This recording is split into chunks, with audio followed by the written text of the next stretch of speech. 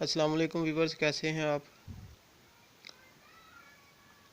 आज का हमारा टॉपिक है कंप्रेसर एम्ब्रेको EMBRACO एम्ब्रेको।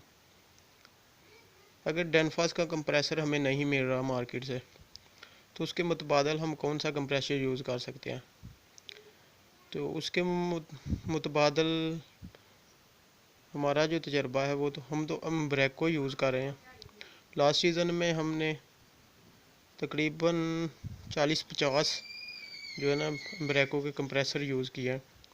उनका रिज़ल्ट भी बहुत अच्छा है। तो मैंने सोचा कि दो फ्रेंड्स आपको भी बता दूं।